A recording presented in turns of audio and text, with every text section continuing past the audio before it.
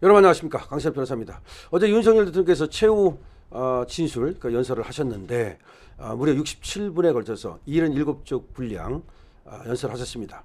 근데 연설하는 어떤 스탠스라든가 내지는 어떤 표정, 뭐 어조 다 좋았다, 정말 감동이었다, 감동의 눈물이 지금 국민들 사이에 막 전염처럼 퍼지고 있습니다. 이건 좋은 거죠. 눈물을 흘리면 말이죠, 오히려 카타르시스도 되고.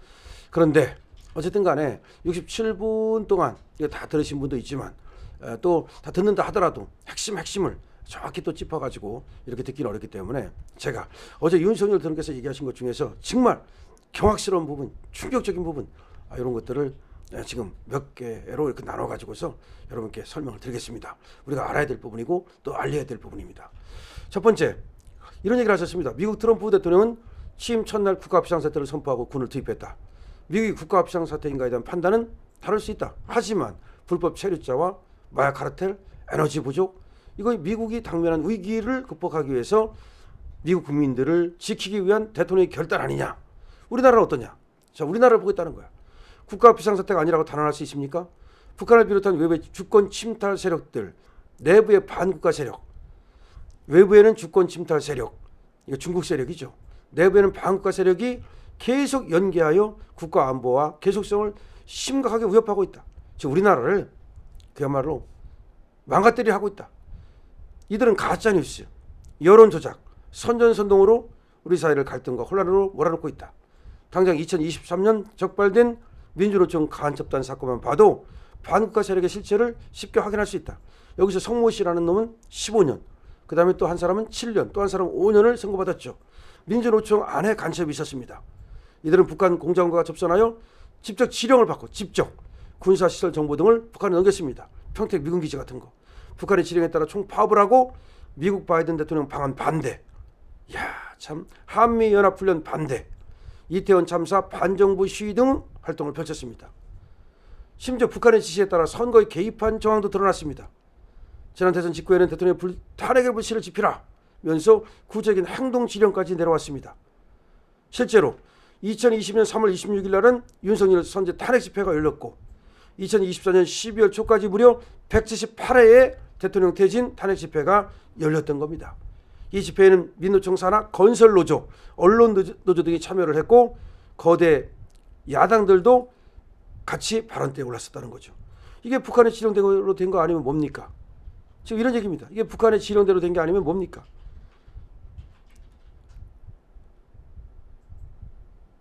자, 지난 민주당 정권의 입법 강행으로 2024년 1월부터 국정원의 대공수사 권이 박탈되고 말았고 간첩단 사건은 원래 노하우를 가진 이 국정원에서 장기간 치밀하게 내사 수사를 해야 할 수 있는데 지금 전문성이 부족한 경찰로 넘어갔고 간첩이 활개치고 있고 애써 잡아도 방치되고 있고 이거 보면 여러분 깜짝 놀랄 겁니다.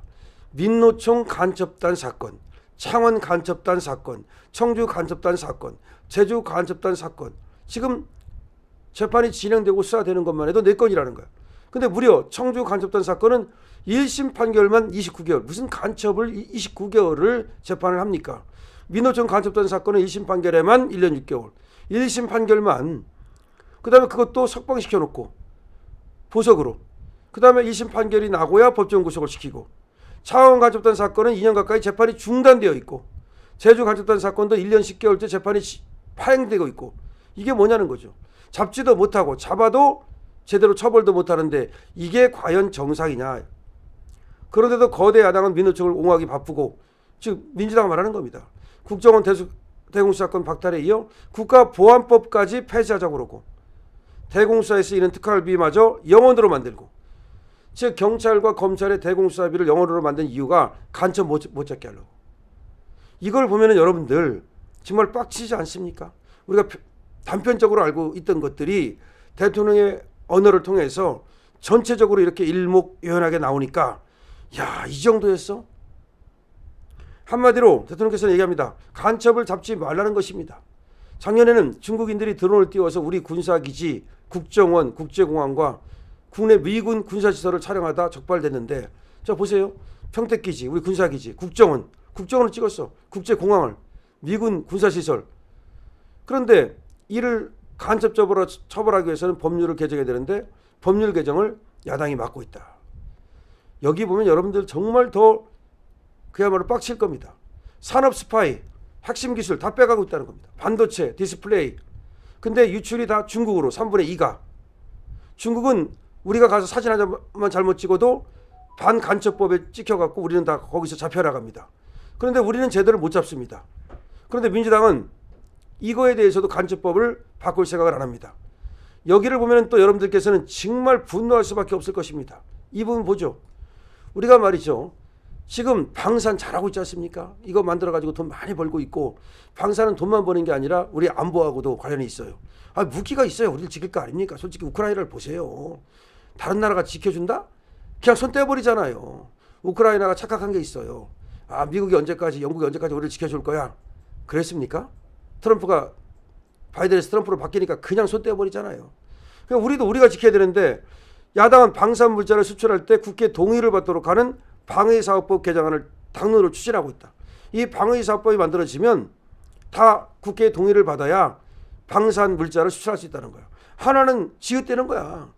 방산 비밀 자료를 국회에 제출해야 된대.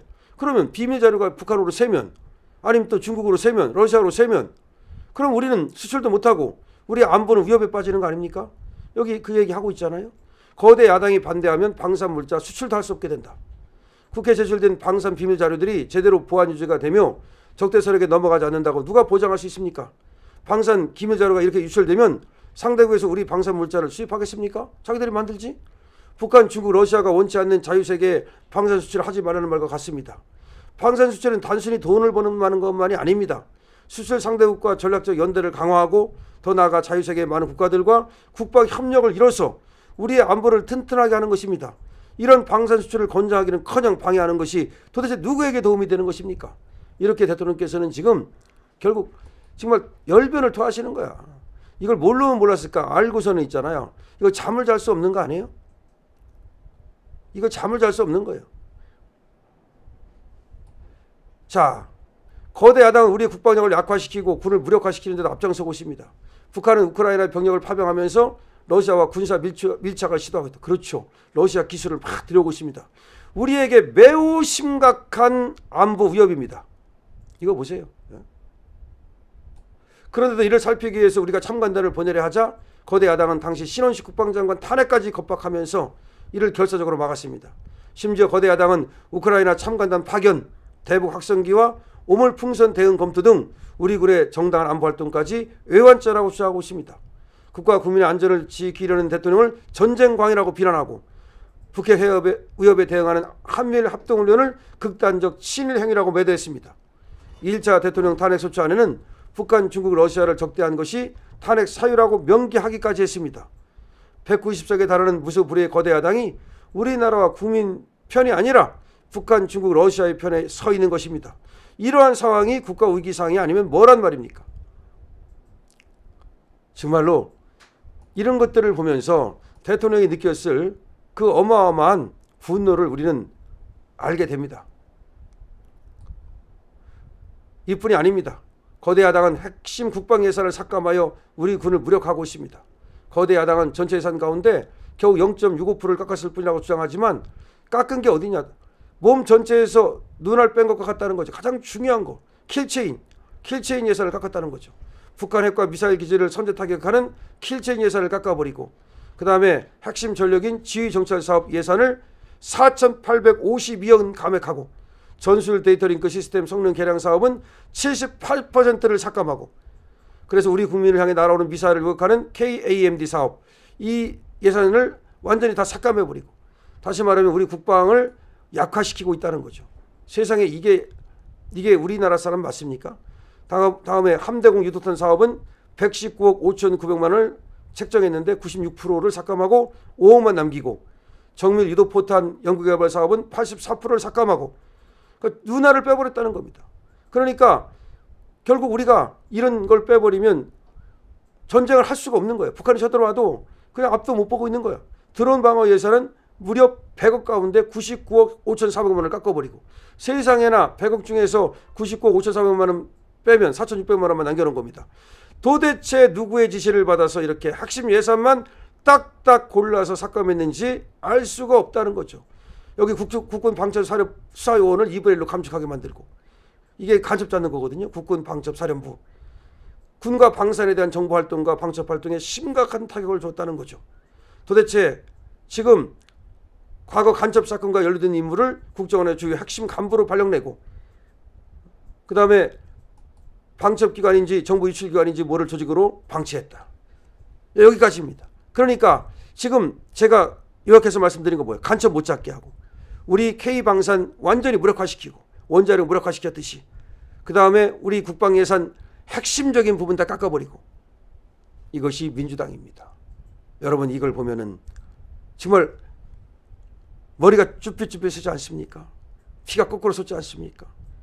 윤석열 대통령은 이걸 보면서 오히려 오래 잘 참았지 않았습니까? 계엄을 안 했다면 그게 이상한 거 아닙니까? 여러분, 윤석열 대통령의 힘을 실어줘야 합니다. 이 영상 많은 사람들이 볼 수 있도록 협조해 주십시오. 댓글과 좋아요, 공유와 구독을 부탁드립니다. 강신업 TV입니다.